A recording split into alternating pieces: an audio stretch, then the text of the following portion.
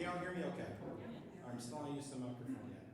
All right, I'm Michael Kotch, and welcome to the second, presentation of Teaching the Bible Cover to Cover. Now, I got some news, a couple things.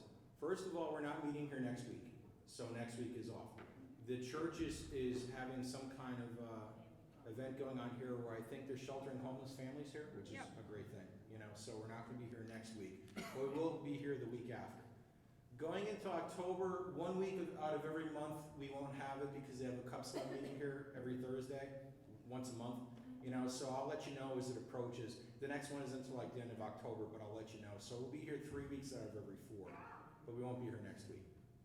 Another thing, I don't know if you could see, I have a Apple iPad here, I'm videotaping this. I started a YouTube channel for this. So each session that I do, I videotape it and I put it up on YouTube. So if you miss a session, you can watch it. If you can't make it for whatever reason, if there's people that you think might like to be here or see this, but they can't make it, they can watch it on YouTube. What I'm hoping is that when we come back, it won't be an empty room because everybody's home watching on YouTube. I do have cookies over there. I got cupcakes, so hopefully some of you will come back. But if you miss it, it is on YouTube, and I'm going to put that up every week. Just go under Michael Kotch, K-O-T-C-H, that's my name, and you'll see I have my own channel up there I just started, and one is a picture of a Bible. There's two things. One is a picture of a Bible, and that's my channel. It says Michael Kotch, but another thing is me holding the Bible. I don't know why there's two things, but there's two. So you can watch these up there.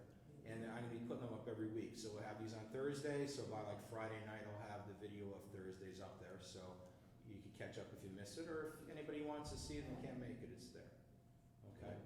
I think that's all the announcements. So let's start off with prayer. In the name of the Father, and the Son, and the Holy Spirit. Amen. God, thank you for letting us all be here. Thank you for letting everybody get here safe. Please bless us this evening and every day. May everybody enjoy their time here today. May they have a safe ride home at the end. You gave us a great commission where you told us to, Jesus himself told us to spread the gospel to all the nations and make disciples of all the nations. So that's what we're trying to do here. We're trying to learn your word, and we're trying to, once we learn it, to use it in our lives and spread it to others. Since I'm teaching your word tonight, I'm speaking on your behalf, so please guide everything that I say so that it's said exactly how you want it said, and I say everything you want me to say. And if I say what you want me to say to these people, please let them hear it, and please let it take root in their heart. And may they have hunger for more, and may they keep coming back. In Jesus' name, amen. Okay, well, thank you all for coming. This is our second session. The first one, I'll just give a brief summary. The first session was last week, and I gave an introduction to why the Bible is important, because it's God's word to us. Scripture is God-breathed, and what does that mean? It means God is the author. Everything in the Bible is God-written. It's not the apostle wrote this his own opinion, or a prophet wrote this his own opinion. It's very clear in Scripture, and the church accepts this too, that everything in the Bible is the Word of God that came through man by the Holy Spirit. You know that the Bible is the only thing that's ever read in church? All the reading is always the Bible. They never read anything else. And that doesn't mean other stuff isn't important, but the only thing they ever read in the readings is Scripture. It's the Bible. So what did we go over last week? Well, we started off with the creation, where there was God up in heaven and nothing else. Everything outside of heaven was dark, and he created everything, the whole universe in 6 days. We don't know how long a God day is, but it was 6 days, and on the last day, the 6th day, God made man. And the first man he made was Adam, and he took a rib out of Adam and made Eve, and they were sinless, and they were in communion with God. He would come down and walk with them and talk with them and be with them in person. Don't know how that looked, but it's very clear he was with them in person. And he gave them dominion over everything on the earth. They were in charge of all the animals, and they were basically the king and queen over all the creation of the earth underneath God. But he also gave them free will, and we went over that. And free will is utterly important, because the reason why God made us, man, is he wanted a family. And that's clear because when we get to the end of the Bible, the end result of everything that we go through is those that follow God, when they die, they become part of God's family when they get up to heaven. We're going to be actually adopted children of God the Father himself, and actual brothers and sisters of Christ. And we will all be brothers and sisters with each other. So I'm looking at my future family. This is awesome. How y'all doing? We're going to have a big reunion one day. So God wanted a family, but he wanted a family. He didn't want machines who followed him because they were programmed to, and they had no other choice. He wanted children.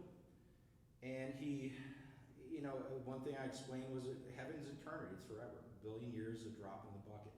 Eternity and heaven's forever. And so he didn't want people up there like the angels. A third of the angels didn't choose to be made as angels. They were started off as angels, and Satan led a third of them and said, we don't want this. We never asked to be here. We want to do what we want to do. We don't want to follow you. We never asked us. We went out. And Adam and Eve kind of did the same thing. He gave them free will so they could choose to follow him or not, because God didn't want people up in heaven saying, you mean there's other choices? Like, I could have not followed you? You didn't tell me that. So he showed them everything. And the devil came along and presented Adam and Eve with the temptation that caused the devil to fall. And I went over that last week. Satan was a guardian cherub in heaven. And he was on earth, and it said he was in Eden. And he said at one point he was enamored by his beauty because God made him beautiful. He didn't make himself beautiful. It was given to him. But he got so enamored with how beautiful he was, he decided, I don't like my position, even though it's exalted, I want higher. I want to sit in God's throne. I want to rule above the clouds. I want to rule everything. Basically, I want to overthrow God, and I want everybody to worship me. God kicked him out. He hit Adam and Eve with the same temptation. God gave them told them they could eat any fruit from all the trees in the garden, but there's this one tree in the garden called the tree of the knowledge of good and evil. And God warned them in person, if you eat from this tree of the knowledge of good and evil, you will surely die. Well, Satan came up to them, and he came up to Eve and said, what did God tell you about eating from the fruit of the tree of the knowledge of good and evil? And she said, well, God said if I did, we'll surely die. He said, you won't die. God knows that when you eat from that tree, you're going to be a God like him. And he doesn't want that. That's what Satan wanted. I want to be a God like him. And it caused him to fall. He hit them with the same thing. And they thought, yeah. And they had a choice. Somebody's lying. God's lying or Satan's lying. God said, if you eat this, you'll die. Satan said, no, you won't die. You become like God. One's lying. I got to pick one. They followed Satan. So God actually kicked them out of the Garden of Eden for their own protection. Because also in the Garden of Eden was the tree of, I forget the exact name, like the tree of immortality. And he was afraid that if they ate from that tree in their fallen state, they would be immortal forever in their fallen state, which would have been a disaster, wouldn't be able to be saved. So he banished them from the Garden of Eden, and he put a cherubim to protect so they wouldn't get back in. So now they're out. And sin was already ravaging them because they had children, Cain and Abel. And Cain got mad one day at God and his son, or his brother Abel, and he killed his brother. So the first four people, first two were created, then the first two that were born, two of them rebelled against God, and the third one killed the fourth one. So it was off to a great start. The people multiplied and filled the earth, and God said that they got so evil over time. They said all their thoughts were evil continually.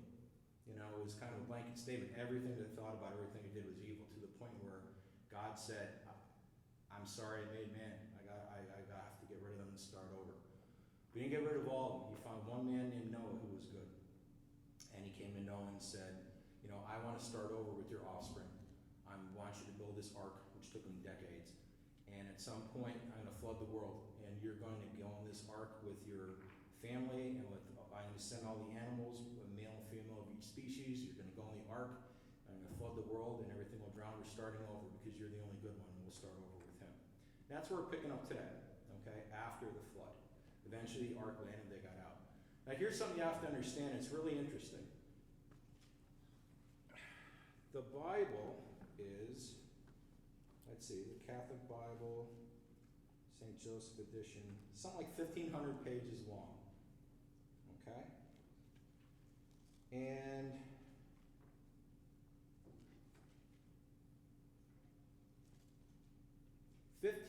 pages long. The first generation of man, from Adam to Noah, got 17 pages of coverage, okay? And the other 1,400, and if I do my math, 83, whatever pages was from Noah on.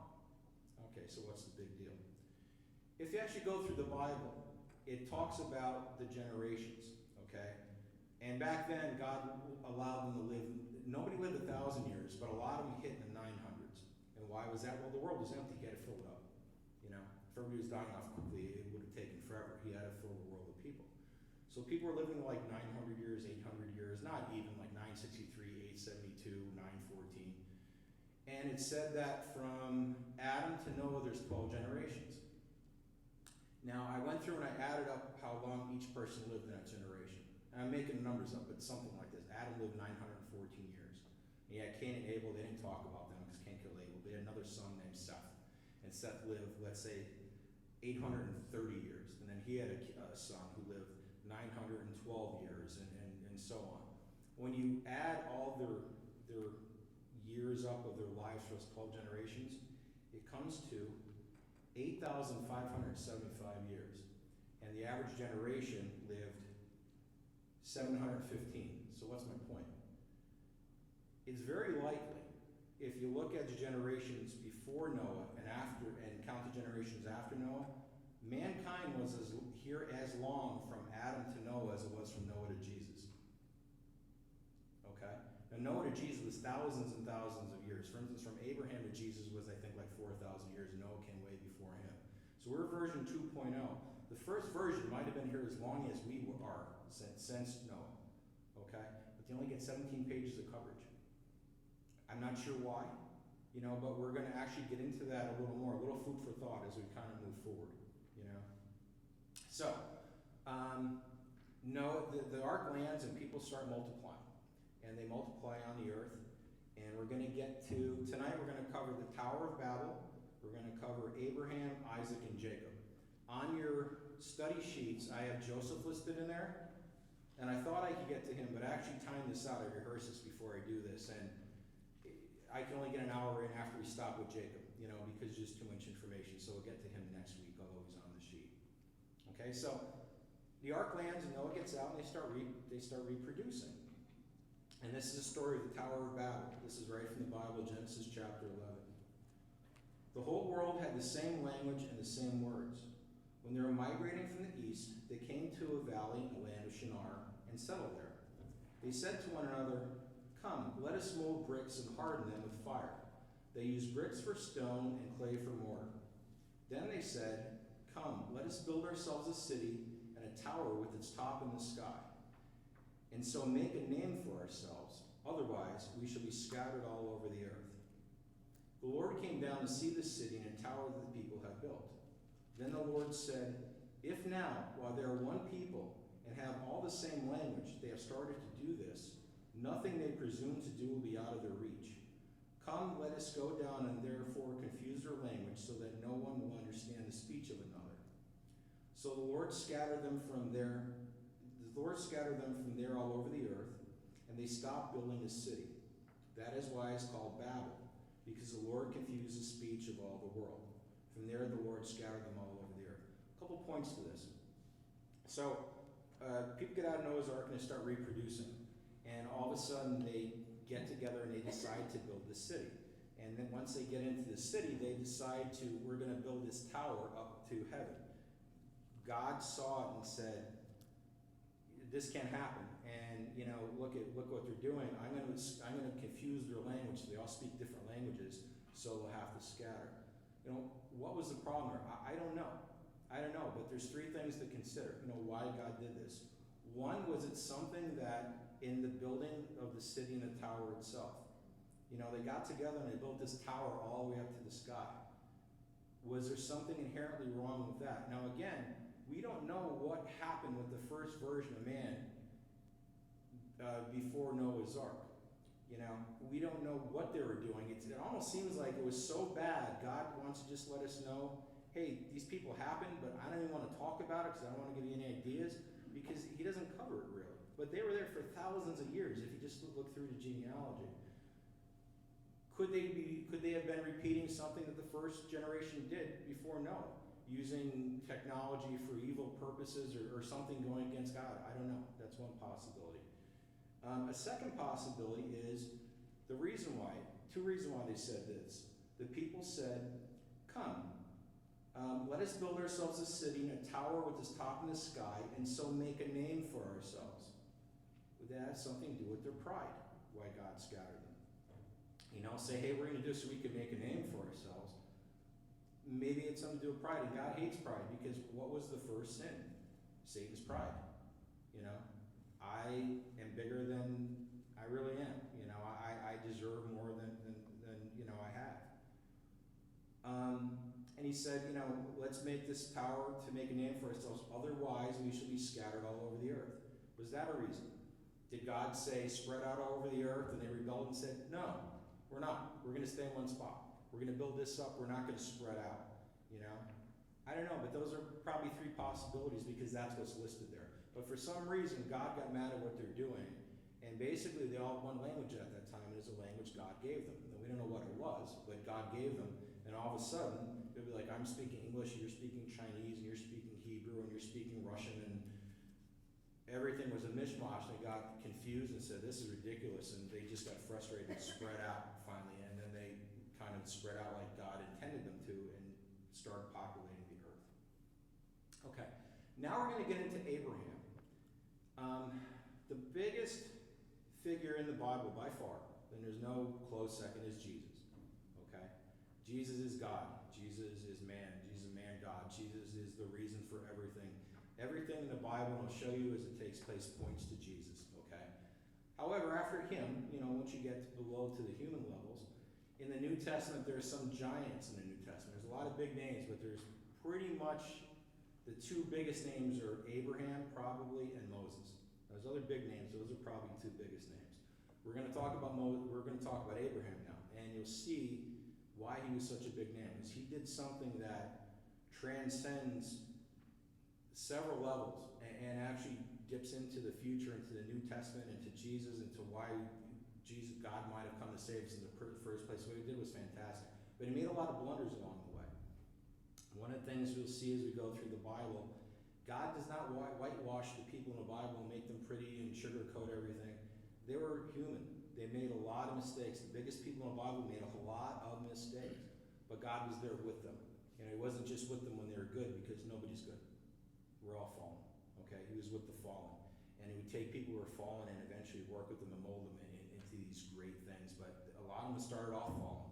A lot of them started off pretty good and they went to fallen, and in between. So let's hear about Abraham.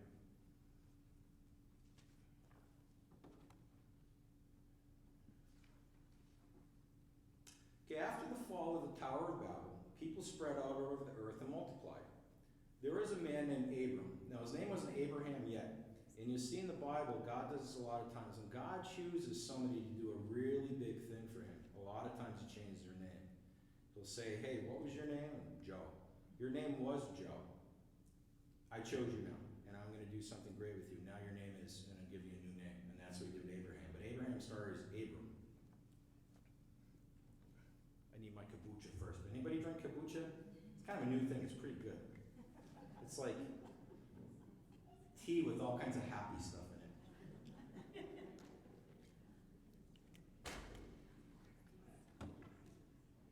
Okay.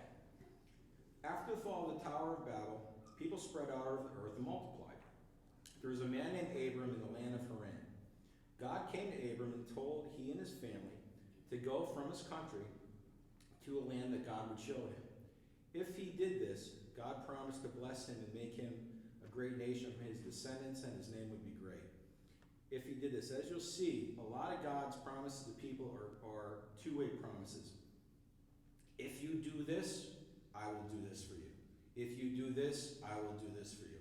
And the people that do this, God does great things for them. And the people that don't, disaster. And this is one of the things. You hit Abraham and a couple, if you do this, I will do this. And you see the big one soon. So anyways, God said, hey, I want you to go from this country. I'm not really telling you exactly where to go, just go. And I'll tell you when you get there. And if you do what I tell you, I'm going to make a great nation out of your descendants. So he said, okay. So Abraham goes. And God went with him. Now, when God came to Abraham and told him first, I want you to go to this land that I'm going to send you to. He's 75 years old. He wasn't young. Now, this is a little further in the Old Testament. In the past, people used to live to be 900. They were still living older at this time, but not like 800 or 900. I I don't think anybody broke 200 by the time Abraham was around. You hear them dying at 130, 145, and 114. He was still not a young man. Abraham took his wife Sarai, she wasn't Sarah yet, and his nephew Lot with him on their journey to the land of Canaan. When they arrived at the land of Canaan, God told Abraham that he would give this land to Abraham's offspring. At the time, the Canaanites were in the land. Abraham built an altar there, but he kept moving on to the land of Negev, where God instructed Abraham to go. Now it's Genesis chapters 11 and 12. So God told him to go to the land of Negev. Now there was a famine in that land that Abraham was in, so Abraham went down to Egypt due to the famine. God didn't tell Abraham to go to Egypt. He told him to go to Negev. Okay, there's some hard times there, so Abraham on his own decided to leave. When God gives you directions and he's using you, you go rogue, sometimes bad things happen. Okay? So he left and he went down to Egypt because there was more water there. Now, while Abraham was in Egypt, this is messed up. While Abraham was in Egypt, he told his wife Sarai that because she was beautiful, he feared the Egyptians were going to kill him because he was her husband. So he was afraid they would kill him and take her. So he said, hey, what I want you to do, Sarai, is don't tell anybody that you're my wife. Say that we're brothers and sisters. And, I'm not your husband. And then they won't kill me because you're beautiful. And that's what he did. News about Sarai's beauty eventually reached Pharaoh, who took her into his home and dealt well with Abram. So, he lied to save his own pants because he thought something bad might happen to him. And for that, it was okay with him, the Pharaoh, to take his wife into his harem. Okay. Well, God afflicted Pharaoh and his house with severe plagues because Pharaoh took another man's wife. Pharaoh didn't know that it was his wife. Pharaoh found out, he angrily called Abram and asked him why he told him that Sarai was his sister instead of his wife, causing God to send all these plagues on him and his house. Pharaoh then sent both Abram and Sarai away. Now on another occasion he did it again. Years later, Abram did the exact same thing, telling King Abimelech that Sarah was his sister instead of telling the truth that it was his wife. So God was using him, but he wasn't a molded man yet. He was still, he had some flaws in him, some sins that God needed to work out. Now, Abraham was in Egypt because of the drought, which he wasn't supposed to be there, and he eventually went back from Egypt to the land of Negev with Sarai and his nephew Lot. Both Abraham and Lot were rich in possessions and livestock, to the point that the land couldn't support both of their herds. So Abram decided that they needed to split up because they could no longer fit all their herds in the same land together. Abram gave Lot first choice of where he'd like to settle. Lot decided to settle in Sodom. Is that a good city to pick? Anybody here with Sodom? Okay. I don't think I'd pick that city, but Lot did. So he decided to settle in Sodom. The reason why he did was he had water there, like in Egypt. Don't forget it was kind of a famine or a drought. He said, they got a lot of water in Sodom. I don't really care how the people are. There's a lot of water there. And Abraham moved to Canaan, which is eventually the land that God would give him. Now, at one point, there were battles between the kings of the surrounding areas. Abraham's nephew Lot was captured during one of the battles. So Abram gathered 301 men along with himself, and he rescued Lot and his people and their possessions because they were captured. When Abram returned, he was blessed by Melchizedek. Melchizedek was the king of Salem, a priest of the God Most High. Now Melchizedek blessed Abram, saying, "Blessed be Abram by God Most High, possessor of heaven and earth, and blessed be God Most High, who has delivered your enemies into your hand." And that's Genesis chapter 14. And then in return for the blessing, Melchizedek was a priest. Abraham gave Melchizedek 1/10 of everything he owned. Well, that's the first evidence of tithing in the Bible. Do you ever hear of tithing? Christians do it, Jewish people do a lot, where you give 1/10 of your income or what you own to the church, and that was the first evidence. Okay, so who's this Melchizedek? He seems like a small character. Anybody ever hear of Melchizedek? Have you heard the name? Do you know the story behind him? Okay, some people saying, yeah. It's shocking. It's really neat. Okay. So Abraham went and he rescued his nephew Lot, and this king of Salem came out and blessed him, and he was a priest named Melchizedek. So this is Melchizedek. Well, it talks about him later in the Bible. One is in Psalm 110. Now, Psalm 110 is a prophetic psalm. There are some psalms or some place in the Bible where it clearly talks about Jesus in the future. You know, it talks about the Messiah is coming, and it'll say stuff like, my hands were pierced and they put a crown of thorns on my, like it's very, you know, it's telling what's going to happen. And this one talked about Jesus in the future. And one of the statements about Jesus was, it didn't say the name Jesus, but you are a priest forever in the manner of Melchizedek. Okay, so who is this Melchizedek? Interesting. If you turn to Hebrews chapter 7, it talks about Melchizedek. And it says right here, again, it's a Catholic Bible, Melchizedek, a type of Christ. This Melchizedek, king of Salem and priest of God Most High, met Abraham as he returned from the defeat of the kings, and he blessed him. And Abraham apportioned to him a tenth of everything. Well, that just reiterated what we just read. Then it says, Melchizedek's name first means righteous king, and he was also king of Salem, that is, king of peace. Without father, mother, or ancestry, without beginning of days or end of life, thus made to resemble the Son of God, he remains a priest forever. Okay, as you go through the Bible, if you read it, you'll find there's stuff in there that you kind of don't expect. You know, you heard of God, you heard of the angels. There's other things that he created that aren't necessarily regular. You know, this Melchizedek, it says he's kind of like a Christ. I mean, not like Jesus, he didn't come down and die for our sins, but he didn't have a father, he didn't have a mother, he doesn't have an ancestry, he doesn't have a beginning of days or end of life. This is a guy that always existed, like God. We don't know much about him, but this is what it says. Thus made to resemble the Son of God, he remains a priest forever. So there's this character of Melchizedek that existed forever like God. Okay? And that's kind of all it says about it. It talks a little bit more about it in the Book of Wisdom, but it's just interesting. But one thing, maybe some people could help me, not right now. I didn't find it in the Bible, but it says he lives forever, no beginning, no end. Now, there are two people in the Bible that were taken up to heaven that never died. There's Enoch, he was before the flood, and it said he walked with God and God took him. While he was still a man walking around, God took him straight up to heaven. And there was Elijah, the prophet. Okay? He didn't die either. While he was still alive, God took him to heaven. Now, I might have missed it, but I didn't come across anywhere in the Bible that God took Melchizedek up to heaven. So, is it possible that Melchizedek is still here on earth somewhere walking around? This guy that has no beginning, no end, lives forever. I don't know. Kind of cool though, you know, something to consider. But anyways, that's a mystery of Melchizedek. I want to throw that in there because the Bible has interesting stuff in there. You know, these little side things that when you look them up, you're like, wow, it's really neat.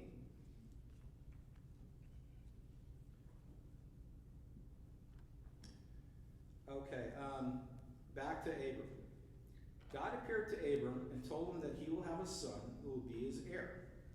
He told him that his offspring will be as numerous as the stars. God then gave Abram the following prophecy.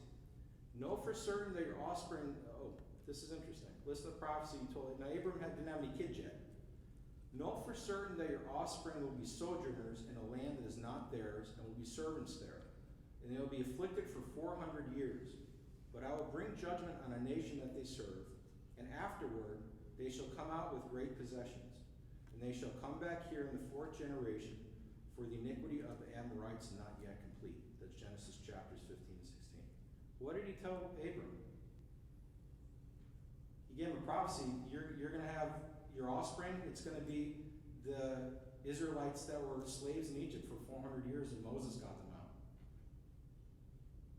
And he didn't have any kids yet, you know. But he said, this is going to be your descendants. They're going to be soldiers in another land for 400 years, you know, and we'll get them back out. Kind of a side note, it's definitely part of this chapter, the next verse, we're in Genesis 18. At the time, there were two cities that did very evil things. What are two evil cities in the Bible? I mentioned one. Sodom and Gomorrah. They're so bad we still know them like 4,000 years later. At this time, there were two cities that did very evil things. These cities' names are Sodom and Gomorrah. God told Abram that he would destroy these two cities because they're overwhelmingly evil. This made Abram sad. He asked God if God could find just 10 people who are not evil in these cities, would God spare the cities for the sake of these 10 people? And God told Abram, yeah, you know what, if I could find 10 people in these two cities that aren't evil, I will not destroy the cities just for the sake of those 10 good people. And God looked and he looked, he couldn't find 10 good people. So God allowed Abram to save his nephew Lot and his family from Sodom before he destroyed it. Remember, Lot moved to Sodom. Abram said, hey, we're too crowded here, our flocks are too crowded, where do you want to go? I'll give you the first choice. So I'll go to Sodom, I got a lot of water there. So his nephew was in there. God allowed him to rescue Lot out of there because Lot wasn't corrupted like them. Before God destroyed Sodom and Gomorrah, he sent down 2 angels to go into Sodom and Gomorrah and make sure that they're as evil as God knew that they were. You know, he just wanted, before I wipe these people out, let's give them the benefit of the doubt. Let me go and check it out. So Lot was actually in Sodom and Gomorrah, and angels came to his house. The people found out there's angels down there. They formed a mob, came to Lot's house, tried to break the door down so they could all break in and all have sex with the angels. Oh. Yeah. That's how perverted the whole city was. And the angels blinded the people and got Lot and got his family out of there. So God said, yeah, there's no doubt. These cities got to go. They are as evil as I thought they were. Now, as the angels were taking Lot and his family out, he warned them. And there's other instances in the Bible like this. He said, don't look back. God's raining his judgment down in these cities. Don't look back. And the reason for that is in other parts of the Bible it says, if you're leaving a sinful life because God calls you out of it, don't turn around and regret it. Don't long for the sinful life that you left. So he said, don't look back. And as they're leaving, Lot's wife looked back and she turned into a pillar of salt. Okay, now it's Genesis chapters 18 and 19. Abraham, the birth of his 2 sons. This gets interesting too. This ties into actually future or current events that are going on to this day in the world. I need my kombucha first though. I think it's dry talking. Yeah. Okay. Am I speaking too fast? Can you understand me? Is it okay? All right. Abraham, the birth of his 2 sons. When God first appeared to Abram, he's still Abram. I'll mix up calling him Abraham by mistake, but he's Abram. When God first appeared to Abram, he told him that he would give Abram and his wife Sarai children.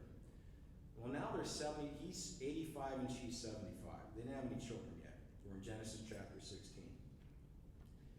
You know, I don't know anybody at 75 that gives birth. You know, I mean, God could do anything, but in the natural, it's impossible. Well, Sarai was 75, and although God promised Abraham, I'm going to give you these offspring, and you're going to be a great nation, Sarai said, you know what?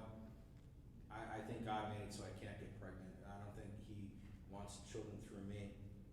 So she told Abram, why don't you take my servant, Hagar, who was like a slave servant, as a second wife. She was younger, and you could have children with her, and that's probably where the heir is going to come from. And he did. So Abraham had his son with Sarai's servant, and God told him to name this son Ishmael. Now, having a second wife caused a lot of conflict between Hagar and Abram's first wife, Sarai. Do you think? Yeah. Sarai began to mistreat Hagar.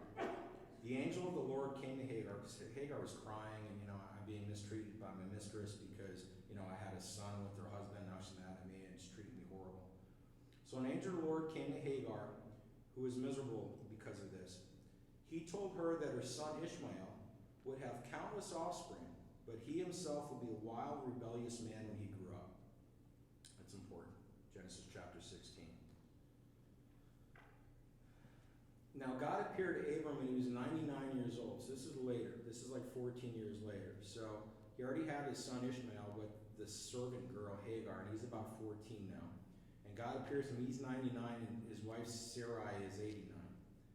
God told Abraham again that if he followed God, again it's dependent, if you do this, I will do this. If Abraham followed God, God would make a great nation of Abraham's descendants. Kings would be his offspring, and God would give them the land of Canaan as their everlasting possession. God made a covenant with Abram on this promise. For Abram's part, every male offspring would be circumcised throughout the generations. That's where circumcision first came in. And he said to do this so it's an actual sign that you're a follower of mine. That's a physical sign. And God told Abram that he would in fact have a son with his wife Sarah, who was actually 90 by now. And at this point, God changed Abram's name to Abraham, and his wife Sarai's name is Sarah. He's about to do something great with them. And he said, you know, this son that your wife's going to have, Sarah, he is the son I'm going to establish my covenant through, not Ishmael. And he's going to form a great nation. And the next year, Sarah had a son at age 90. And they named the son Isaac. Abraham was 100 years old, and Sarah was 9 years old at this time. Okay, so Genesis chapter 17, 18, and 21. Isaac grew as a young child. Hagar, Abraham's second wife, remained living with them with her son Ishmael. So this must have been a happy home. So it's Abraham and his wife Sarah and their son Isaac and his second wife Hagar and her son Ishmael. They're all in the same house. Sarah became jealous and commanded Abraham to cast out Hagar and Ishmael because Sarah did not want Ishmael to be an heir along with Isaac. Abraham did not want to do this to his son Ishmael. But God appeared to Abraham and told him it was okay to tell Hagar and Ishmael to go.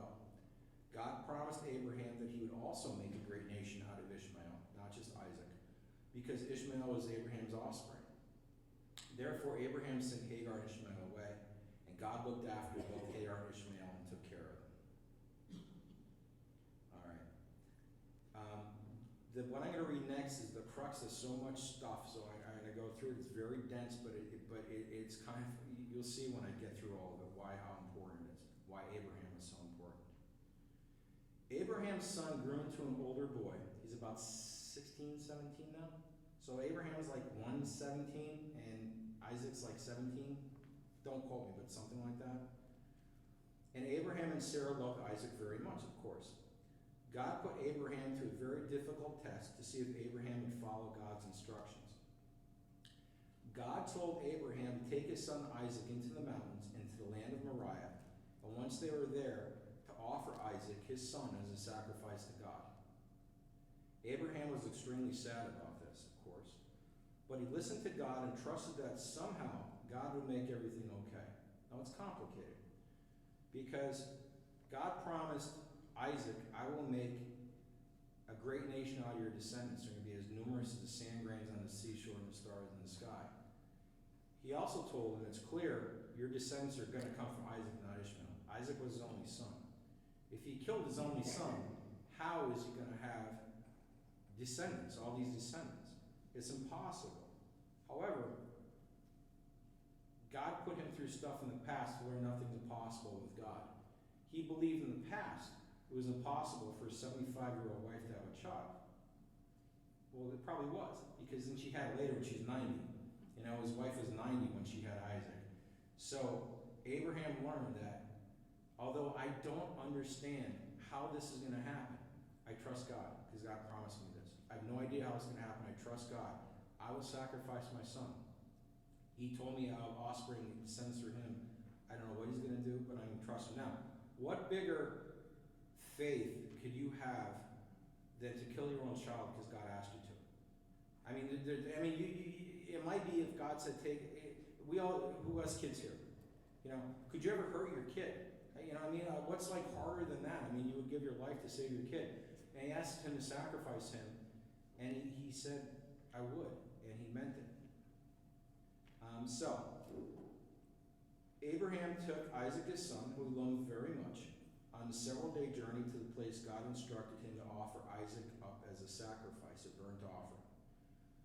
When they got there, Isaac said, Dad, where's the sacrifice? I don't see it, it's just us. And Abraham said, God will provide. God bound up Isaac, which is important. Abraham is 117 years old. Isaac is 17, okay? For Abraham to tie Isaac up, Isaac had to cooperate. He would just fight him off and run away. Let me tie you up to kill you. He would just, knock his dad over and run away. Isaac had to cooperate with this, and then we'll get in a minute why this is so important. So Abraham bound him up, laid him on the altar that he made, and pulled out a knife and was going to kill him like God asked him to.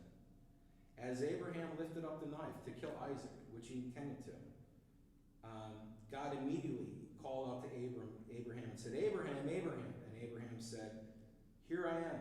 And And God said, "Do not lay your hand on the boy or do anything to him, for now I know that you fear God." This is important. He says it twice. "Seeing that you have not withheld your son, your only son, from me. By myself I have sworn, declares the Lord, because you have done this and not have withheld your son, your only son, I will surely bless you, and I will surely multiply your children as grandchildren and grandchildren, as stars of heaven and the sand of the seashore. And in your children and grandchildren shall all the nations of the earth be blessed, because you have obeyed my voice." Okay. Where do I start with this? And so, okay. God said twice, "Because you have not withheld your son, your only son." Who later does not withhold their only son as a sacrifice? God. God. Okay? Is it possible, and I don't know, is it possible because God found one man who was willing to not withhold his only son that he loved as a sacrifice for God because God asked him to, that prompted God to later to actually, because he didn't let him kill him, actually not withhold his only son as a sacrifice for man. Found one man that was willing to offer a sacrifice to God, that God later did offer his only son as a sacrifice. Possibility. Okay? Don't forget, we're version 2.0. Man was here before. Why didn't Jesus come and save them? I don't know. I don't know the answer to this, but he didn't. You know, we're sinful, and he came to save us from our sins. He didn't do that the first time. He wiped them out.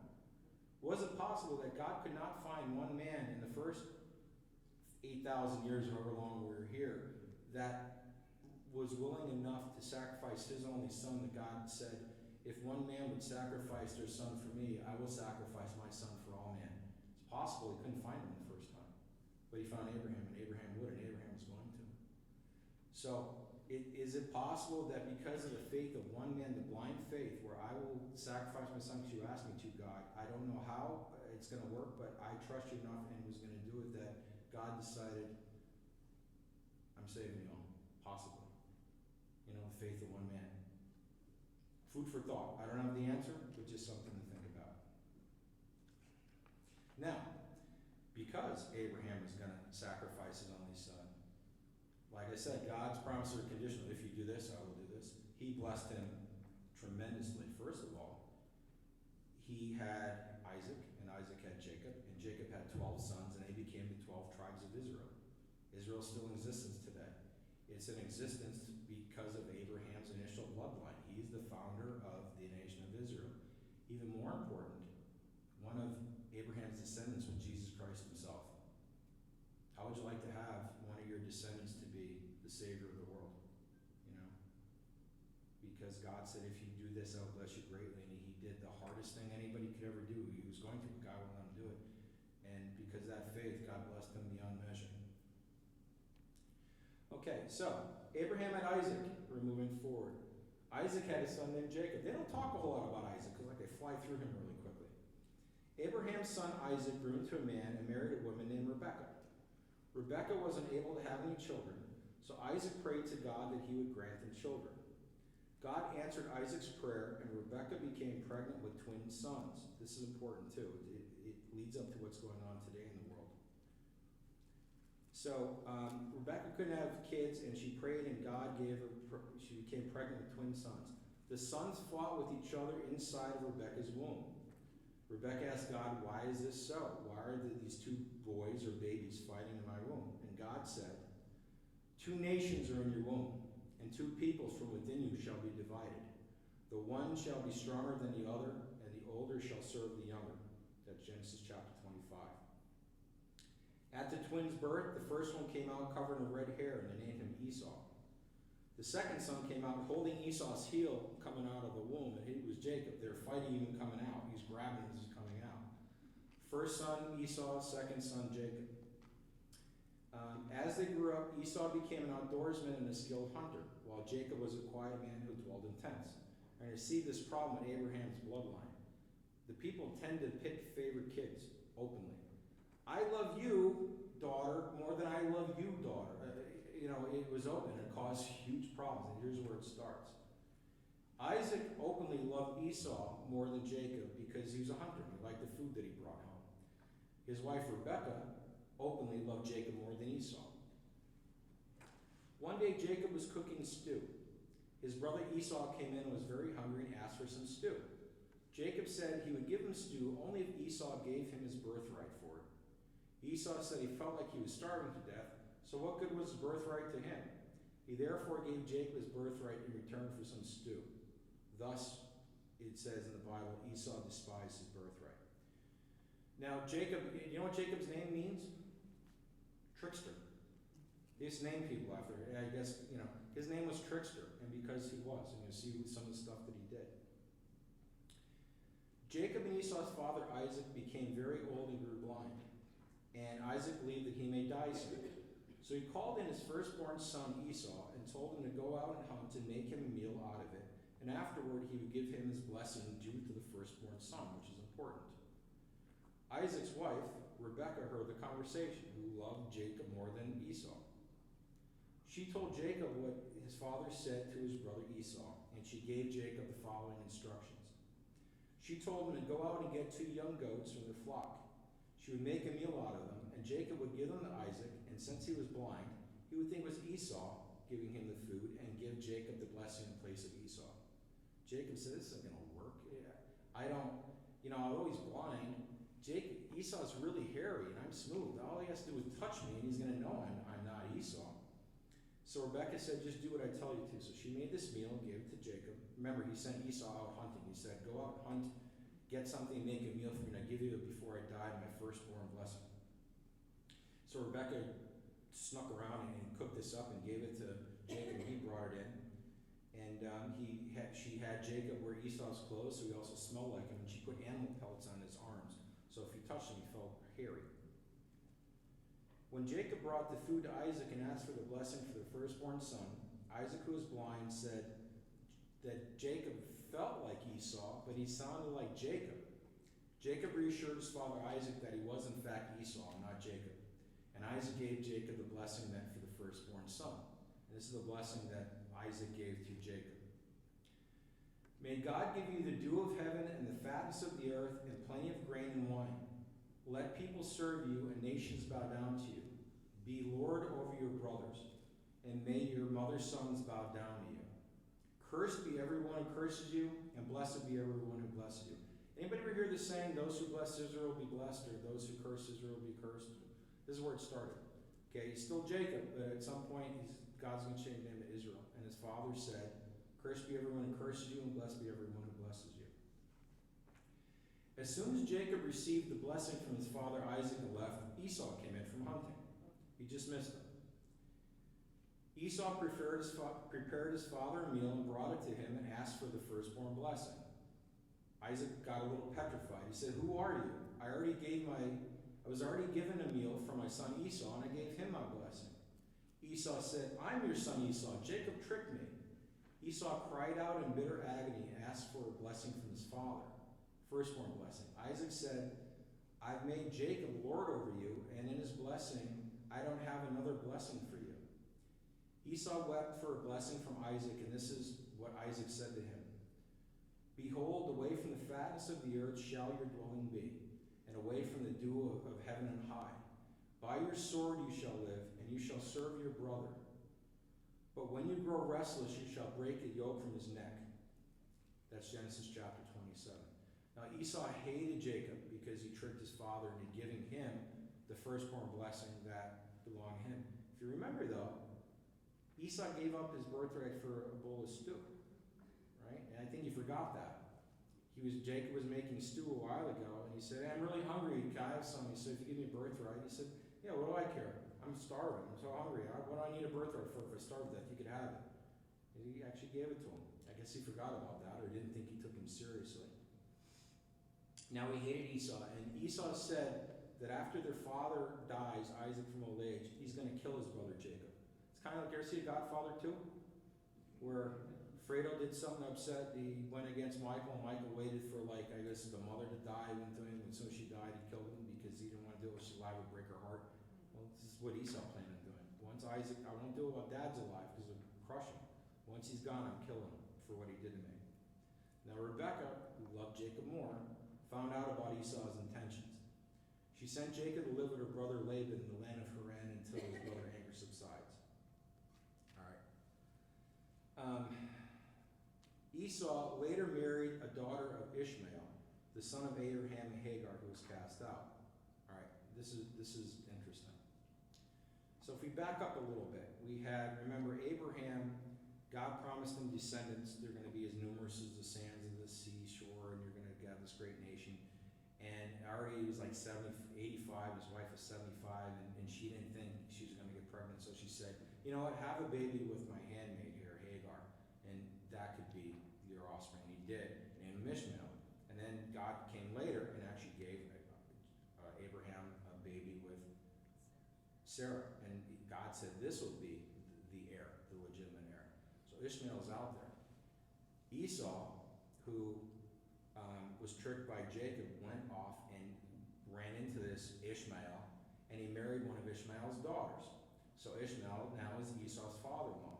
Remember back when Rebekah was pregnant with twins and they're fighting with each other? And she asked God, why are these babies fighting each other in my womb even? And he said, you have two great nations in there, and they're going to be at odds with each other. Do you know what nations they became?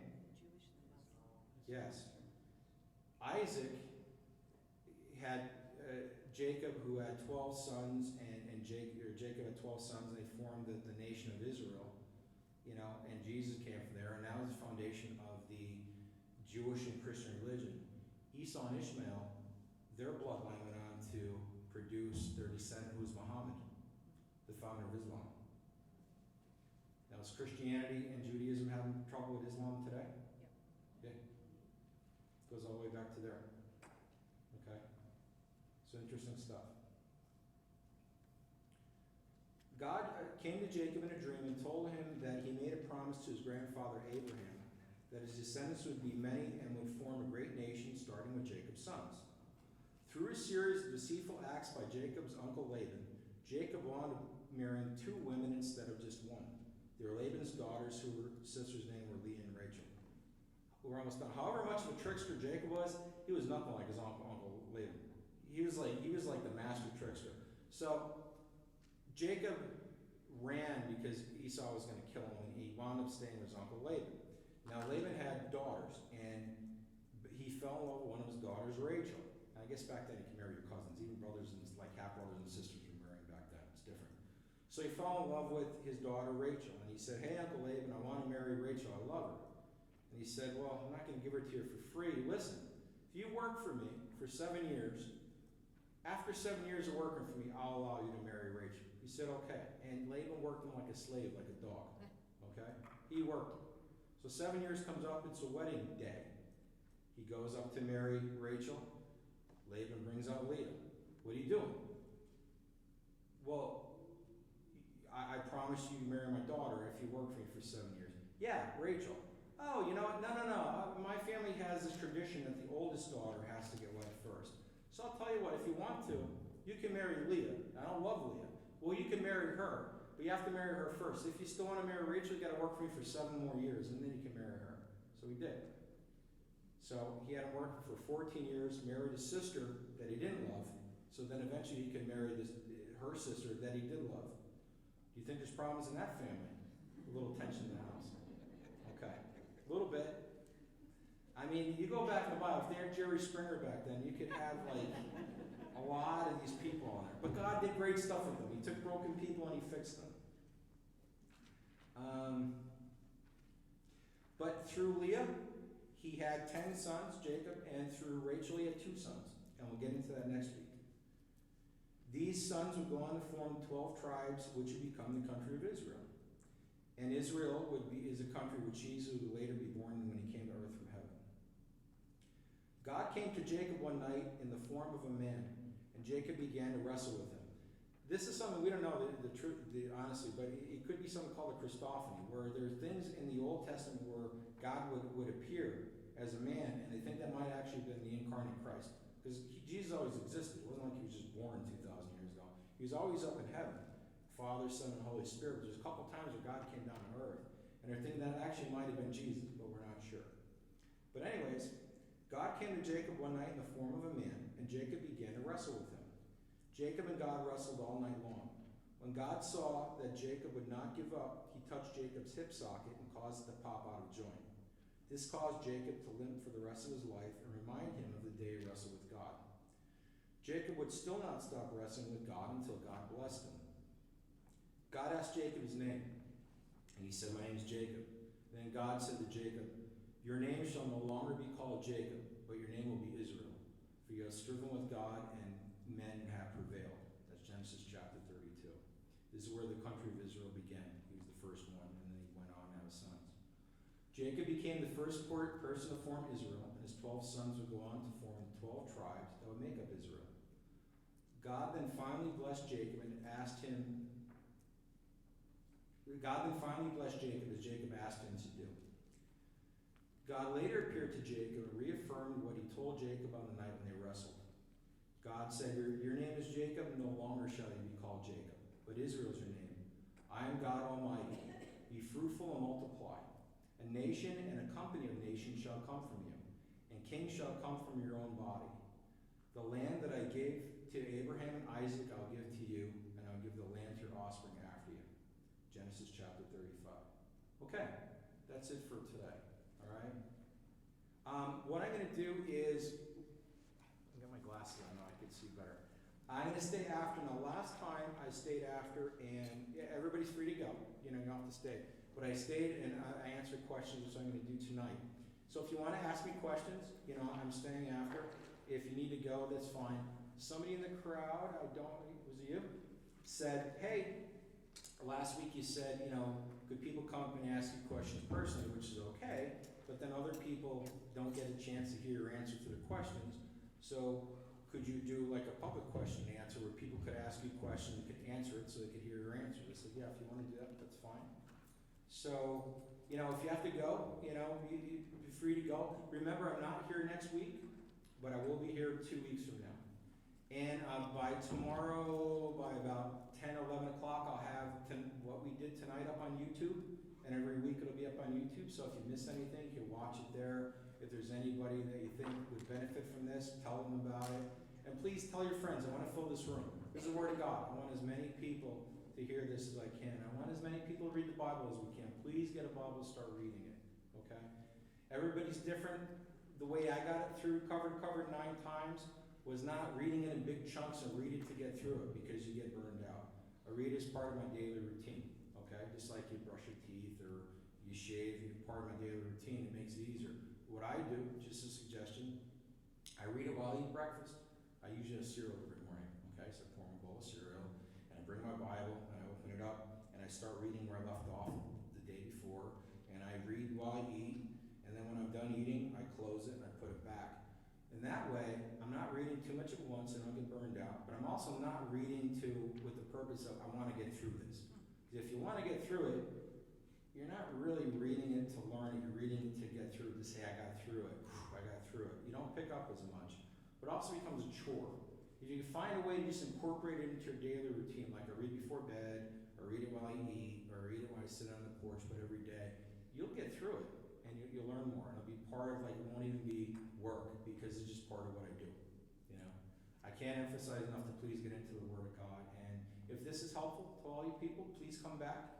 And if you know anybody outside the church, any age, because I'm not going to say anything inappropriate. Last week I brought up something about the Nephilim that was a little risky, but from here on out, I know what's in here. There's not going to be, this is all age appropriate from here on out. And if I see kids in here too, like if you bring a younger teen or whatever, if there is anything in there, I would tone it down because I do this with 5th graders, although I really buffed it up for you guys, so I'm used to bringing it down. So let's fill the room if we can, all right? God bless all of you, and take care. Hopefully we'll see you in about 2 weeks. If anybody has any questions, you can raise your hand. I'll try to answer them. Yeah? We're going to still read just through Genesis next time we meet? When we meet next time, we're going to cover Joseph, which is a cool little story. Oh, I love Joseph. Joseph, all through the Old Testament, Jesus said himself to the 2 men on the road to Emmaus, it is written about me all through the Old Testament in all different places. The story of Joseph's life in many, many ways mirrors events that happen in the life of Christ. It's really neat. Okay, so we're going to cover him. We're also going to get into the story of Moses, which will be good. In our don't know, however good this New Testament is, oh man, I can't wait till we get, or the Old Testament, I can't wait till we get to Jesus. Okay, he blows everything else away. So hopefully this is good and educational and you're getting stuff. Man, once we get to Jesus, it's just the roof comes off. I just love it. So keep coming back. Yes? What do we search on YouTube? We search Tower of Babel? No, well, you go on YouTube, you just type in Michael Kotch, Kotch, and you see either a picture of me or the Bible. And you click on there, and last week's will be on there, and this week's, and then every week after. I'll put it up like a day or two after the session. Anybody else? Yes? I was always taught as a Catholic about Adam and Eve being a symbolic story of creation. So in the Old Testament, what stories are considered actual historical fact and what is considered symbolic? Just about all of them are considered historical fact.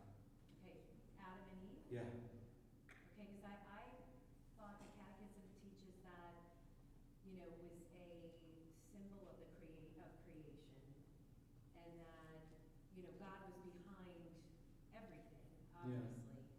Because we're not creationists, right? No. I don't know exactly what they teach in the Catechism. I just strictly teach the Bible. The Bible's clear. God made Adam and Eve. It wasn't some symbolic. How else did we get here? Well, I'm talking about evolution as opposed to Adam and Eve. As far as I know it, my kids were taught in Catholic school that evolution happened. And that Really? was all like God, God created the Big Bang. God was the force behind it. It's like that faith and reason and science that come together. Ugh, okay. I don't know. Well, first of all, I'm a scientist. Okay, I'm a psychologist. I have a doctor in clinical psychology, 2 master's degree, and we had to do a lot of scientific, research. So I'm actually a scientist. The one thing I learned about science going through it is science explains a lot of great stuff. They can't explain how do we get here or how did everything start. Okay? And science, the field of science, everything is okay, except for they will not allow the notion of God in science. They just won't. Okay? You'll never hear a scientist say, well, it looks like a supreme intelligence created this. They just won't, because I tried bringing it up in my psychology stuff, and they said, we don't talk about this stuff here. So, the answer is, for some things, the best answer is, it looks like somebody created this. It looks like somebody made this. It looks like there's intelligence behind this. Because when you actually, science is actually coming back to creationism, okay? Because when they actually, now that they have electron microscopes and they could see DNA and they could see cells, they come to the conclusion it is mathematically impossible for DNA to line up in the sequence that it is by itself. It can't. It's mathematically impossible. Somebody had to do it. However, we won't bring up the notion of God. Okay? So the best solution is somebody did this. The universe is very ordered. Somebody ordered this. When you think about all of the species on Earth, all right, not just humans, how many animals are there? How many bugs are there? How many fish are there? How many birds are there? Nothing could crossbreed, okay? You don't see dogs mating with cats. Dogs are always dogs. You don't see one bug mating with, everything could only mate with their own kind, right? If we just formed out of all this muck and all came from the same place, no design, it would all be a big, but it's very specific. This bug will always be this bug. A dog will always be a dog. You don't see dog cats, And the best explanation for how do we get here is somebody designed this, but they won't accept that. So they go to the next best that they got. And what's next best? Well, I guess it all put itself together by itself over enough time. Now, they're starting to realize that that's impossible. So, and again, it's come from scientists. So what they're saying is, well, we kind of realize it's impossible for life to form by itself on Earth. So what we think happened was meteorites crashed with life on it and spread throughout the Earth, right? Well, if it's impossible for life to form by itself on the Earth, how did it form on another planet and then get here on a meteorite? They said that the basic amino acid, basic protein, the simplest one, has a sequence of these proteins in a specific order. There's 200 of them. It would be like going A, B, C, D, E, F, G, all the way through like triple alphabet. They have to be in that order from the fire. If one is out of place, it won't fire. How hard is it to pick 6 numbers in a lottery? Right? We're talking 200 have to be in this order, and not just in one cell, in every cell, all throughout the body. They have to go in this order, it won't work. And science is saying it's a mathematical impossibility that this happened. It is. They put the calculations, this can happen. But yet, it must have happened by itself because we won't consider that maybe something out there did this. That's where we're at with that. Hope that answered that good. Yeah, and Francis Crick is the guy that came up with that, who discovered DNA. Yeah. I heard recently, I listened to some really good preachers I listen to a lot of, like what kind of what I'm doing, but on the radio, like national. This one guy, his name is Chip Ingram, and he's very good. And he was talking about how a few years ago they had this big conference where they created this new microscope that could look inside of cells deeper than it ever did, right? So all these biologists and scientists got together and they show inside the cell the first time they could see it, and they said there's silence for 10 minutes. And the reason why there's silence for 10 minutes, they expected it to just be empty fluid. There's all these plumbing and parts and stuff that was like inside of a major computer. And they realized, how do we explain this? We expected to find nothing, and when we looked in there, there's this design with all these parts interconnected, like the inside of it, like a supercomputer inside of a cell. We have no explanation for this. Oh my God, what are we going to do? You know. And I was confronted with this in my psychology program. This is before I was really even following God. It's like 25 years ago. I brought up the notion of God. They looked at me and they said, "Oh, I bet you still think the world is flat." And they won't look at it in science. You know. Yes? Didn't the Russians try to build the human being how many times? The only thing they couldn't put together is life. Well, they can't. And you know, they can put parts together, but they can't start it from scratch. You know, I mean, even like cloning and stuff, like you're taking life and you're manipulating, but they can't build nobody can build something out of nothing. And that's what they're saying happened. I mean, if you really understood the inside of your body on the micro and macro level, it's impossible for this to and not just organize itself, to reproduce. Kids and, you know, and just the DNA, you know, just how it's mathematically impossible, you know. But God's clear in the Bible. You know, people willingly close their eyes and don't want to hear it, because if it's proven there's a God, they might have to answer to somebody, and they might have to say, "Oh, okay, maybe I'm responsible for my behavior, or maybe they don't want that. They want to do what I want to do. I don't have to answer to anybody." You know. As humans, I think we try to explain things, and it's difficult to understand the mystery. Yeah. Yeah. Any other questions? All right. I mean, you guys get out anytime you want, but thank you very much. Thank you very much. If anybody wants to talk to me about anything, I'm still hanging up here afterwards, you know, but God bless all of you.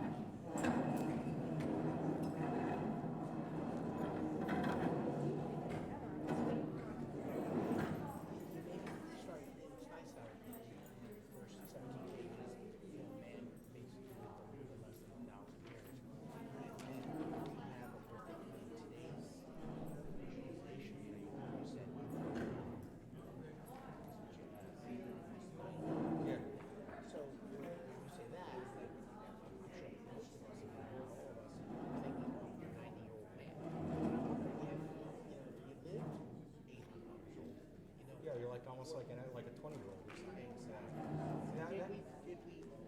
Let me just turn this off while we talk. Yeah.